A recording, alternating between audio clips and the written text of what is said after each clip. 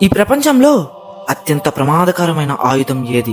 కత్త, బాణమా, లేక అణువాయుధమా? కాదు. ఈ ప్రపంచంలో అన్నిటికంటే శక్తివంతమైన ఆయుధం సమాచారం. ఎదుటి వ్యక్తి గురించి నీకు తెలిసిన సమాచారమే నిన్ను విజేతగా నిలబెడుతుంది. కొన్ని వేల ఏళ్ల క్రితం ఒకే ఒక్క బ్రాహ్మణుడు తన మేధస్సుతో ఎటువంటి సైన్యం లేకుండా ఒక మహా సామ్రాజ్యాన్ని కుప్పకూల్చాడు. ఆయనే ఆచార్య చాణక్యుడు. ఆయన రాసిన చాణక్య నీతి కేవలం రాజ్యతంత్రం మాత్రమే కాదు, అది మనిషి మనస్తత్వ శాస్త్రానికి చెందిన ఒక రహస్యం. ఒక మనిషి మౌనంగా ఉంటూనే ఎదుటివారి బలహీనతలను ఎలా పసిగట్టవచ్చు, శత్రువును సైతం తన దారికి తెచ్చుకోవడానికి చాణక్యుడు వాడిన ఆ రహస్య సూత్రాలు ఏంటి? ఈరోజు మనం చాణక్యుడి మేధస్సులోకి ప్రయాణించి మనిషి బలహీనతలను కనిపెట్టే ఆ అద్భుతమైన కళను డీకోడ్ చేద్దాం. మీరు ఈ వీడియో పూర్తిగా చూసిన తర్వాత మీ చుట్టూ ఉన్న వ్యక్తులను మీరు చూసే విధానాన్ని శాశ్వతంగా మార్చేస్తుంది. ఈ వీడియోని లైక్ చేసి ఎక్కడా మిస్ అవ్వకుండా లాస్ట్ వరకు చూడండి. ఇంకా వీడియోలోకి వెళ్తే, చాణక్యుడు ఎప్పుడూ ఒక మాట అంటాడు: ఒక అడవిలో అన్నిటికంటే తిన్నగా ఉన్న చెట్టునే ముందు నరుకుతారు. దీని అర్థం ఏంటంటే, అతి మంచితనం లేదా అతి లోకువతనం మనిషికి ఉన్న మొదటి బలహీనతలు. కానీ ఒక నాయకుడిగా ఎదగాలంటే ముందుగా మనల్ని మనం కాపాడుకోవాలి, ఆ తరువాత ఎదుటి వారిని అర్థం చేసుకోవాలి. చాణక్యుడి ప్రకారం ఈ ప్రపంచంలో ఏ మనిషి బలహీనత లేనివాడు కాదు. ప్రతి వ్యక్తికి ఒక లాక్ ఉంటుంది. దానికి సంబంధించిన కీని కనిపెట్టడమే అసలైన రాజనీతి. ఆయన మనిషి బలహీనతలను ప్రధానంగా 4 రకాలుగా విభజించారు. ఈ 4 సూత్రాలు ఎవరైతే అర్థం చేసుకుంటారో వారు ఈ ప్రపంచంలో ఎవరినైనా తమ చెప్పు చేతల్లో ఉంచుకోగలరు. అందులో మొదటిది, ఆశ ఉన్నవాడిని లేదా పిసినారి వారిని ధనంతో లొంగదీసుకోవచ్చు. ఈ ప్రపంచంలో చాలా మందికి డబ్బు అంటే విపరీతమైన వ్యామోహం ఉంటుంది. అలాంటి వ్యక్తి బలహీనత ధనం. మీరు అలాంటి వారిని గమనించినప్పుడు వారు ప్రతి విషయాన్ని లాభ నష్టాలతో లెక్కిస్తుంటే వారిని లొంగదీసుకోవడం చాలా సులభం. వారికి కొద్దిగా ధనం ఆశ చూపితే వారు మీకోసం ఎలాంటి పన్నైనా చేస్తారు. ఇక్కడ మీరు గమనించాల్సింది వారి కళ్ళల్లో ఉండే ఆశను. ఒక వ్యక్తి డబ్బు గురించి మాట్లాడేటప్పుడు అతని కళ్ళల్లో వచ్చే మెరుపు అతని బలహీనతను స్పష్టంగా చూపిస్తుంది. చాణక్యుడు నంద సామ్రాజ్యాన్ని కుప్పకూల్చడానికి ఇలాంటి ధన వ్యామోహం ఉన్న అధికారులనే ఆయుధాలుగా వాడుకున్నారు. రెండవ సూత్రం, అహంకారం ఉన్న వ్యక్తిని వినయంతో గౌరవంతో జయించవచ్చు. కొంతమందికి పదవి, అధికారం లేదా వంశం పట్ల విపరీతమైన గర్వం ఉంటుంది. అలాంటి వారికి మీరు ఎదురు తిరిగితే వారు మరింత క్రూరంగా మారుతారు. వారి ముందు మీరు వినయంగా నటిస్తూ వారికి తల వంచి నమస్కరిస్తే వారి అహంకారం తృప్తి చెందుతుంది. అప్పుడు ఆ సమయంలో వారు తమ రక్షణ కవచాన్ని పక్కన పెడతారు. శత్రువు అహంకారి అయినప్పుడు మీరు వినయంగా ఉండడం అనేది ఒక యుద్ధ వ్యూహం. వారు మిమ్మల్ని తక్కువగా అంచనా వేసేలా చేయడమే మీ మొదటి విజయం. అహంకారికి తను తాను పొగుడుకోవడం అంటే ఇష్టం. ఆ పొగడ్తల్లోనే అతను తన అసలు రహస్యాలను బయటపెట్టేస్తాడు. ఇక మూడవది, మూర్ఖులను అతని మాటకే అవును అంటూ అనుసరించడం ద్వారా లొంగ తీసుకోవచ్చు. ఒక మూర్ఖుడితో వాదించడం అంటే మీ సహనాన్ని, శక్తిని వృధా చేసుకోవడమే. మూర్ఖుడికి మంచి చెడు అర్థం కాదు. అతనికి కేవలం తన మాటే నెగ్గాలన్న మొండితనం ఉంటుంది. ఇలాంటి వాళ్ళ విషయంలో చాణక్యుడు ఏమంటాడంటే, మూర్ఖుడు ఏది చెబితే అది నిజమని తలూపండి. అతను తప్పు చేస్తున్నా నువ్వు చేస్తున్నది అద్భుతమని అతన్ని నమ్మించండి. అలా చేయడం వల్ల అతను మీపై నమ్మకాన్ని పెంచుకుంటాడు. ఆ నమ్మకమే అతన్ని నాశనం చేయడానికి మీకు దొరికే ఒక పెద్ద అవకాశం.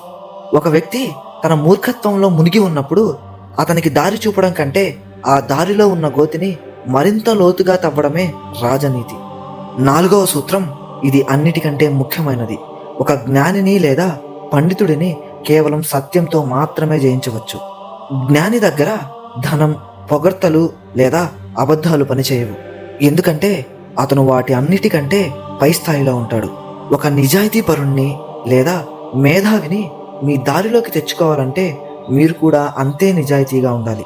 వారితో నిజం మాత్రమే మాట్లాడాలి. చాణక్యుడు చంద్రగుప్తుడిని ఒక గొప్ప చక్రవర్తిగా మార్చడానికి వాడింది ఈ సూత్రమే.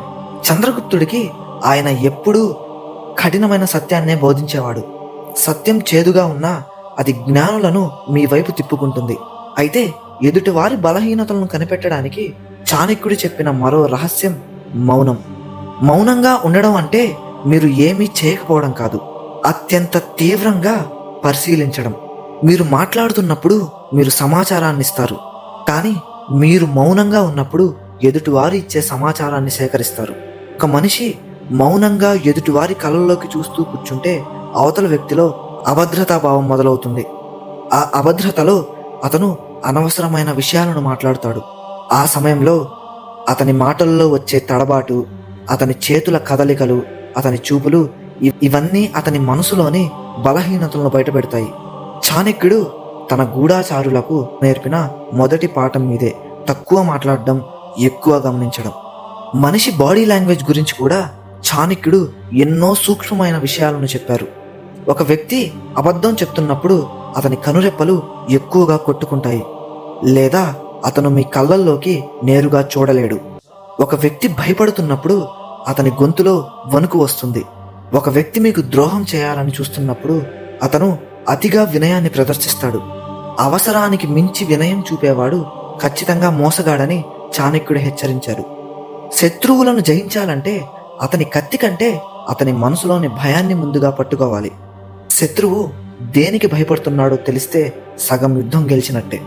చాణక్య నీతిలో సామ, దాన, భేద, దండోపాయాలు అనే 4 మార్గాలు ఉన్నాయి. సామ అంటే నచ్చజెప్పడం, దాన అంటే ఆశ చూపడం, భేద అంటే శత్రువుల మధ్య చిచ్చు పెట్టడం, దండ అంటే శిక్షించడం. కానీ వీటన్నిటికీ పునాది ఎదుటి వ్యక్తి బలహీనత. బలహీనత తెలియకుండా మీరు వేసే ఏ వ్యూహమైనా విఫలమవుతుంది. మీరు ఒక వ్యక్తిని మీ దారికి తెచ్చుకోవాలనుకుంటే ముందుగా అతను దేనికోసం పరితపిస్తున్నాడో గమనించండి. అది ప్రేమ, దానమా, గౌరవమా, లేక భయమా? అది తెలిసిన మరుక్షణం ఆ వ్యక్తి మీ కనుసన్నల్లో ఉంటాడు. కానీ ఇక్కడ ఒక హెచ్చరిక కూడా ఉంది. ఈ రహస్యాలను ఇతరుల బలహీనతను కనిపెట్టడానికి వాడుతున్నట్లు మీ బలహీనతను శత్రువులు కనిపెట్టకుండా మీరు జాగ్రత్త పడాలి. మీ మనస్సులోని భావాలు మీ ముఖం మీద కనిపించనివ్వకండి. అదే అసలైన చాణక్య తంత్రం. చివరిగా చెప్పాలంటే చాణక్యుడి జీవితంలో మనకు నేర్పే పాఠం ఒక్కటే: బలవంతుణ్ణి బలంతో జయించలేం, కానీ మేధస్సుతో జయించవచ్చు. సింహం ఎంత బలమైనదైనా ఒక చిన్న జిత్తుల మారినక్క తన తెలివితేటలతో దాన్ని బోనులో వేయగలదు. మీ జీవితంలో కూడా మీరు ఎందరో శత్రువులను, పోటీదారులను ఎదుర్కొంటుంటారు. వారితో గొడవ పడకండి, వారిని విమర్శించకండి. మౌనంగా ఉండి వారిని గమనించండి. వారి బలహీనతలే మీకు ఆయుధాలుగా మారుతాయి. చరిత్ర సాక్షిగా తెలివైన వాడు ఎప్పుడూ యుద్ధం చేయడు. యుద్ధం అవసరం లేకుండానే ప్రత్యర్థిని ఓడిస్తాడు. అదే చాణక్యుడి విజయ రహస్యం. ఈ రహస్య సూత్రాలను మీ జీవితంలో సరైన విధంగా ఉపయోగిస్తే మీరు అజేయులుగా ఎదుగుతారు. మీరు ఇలాంటి సీక్రెట్స్ తెలుసుకోవాలంటే మన ఛానల్ని సబ్స్క్రైబ్ చేసుకోండి. ఇంకొక ఇంట్రెస్టింగ్ అయిన కంటెంట్తో నెక్స్ట్ వీడియోలో కలుద్దాం.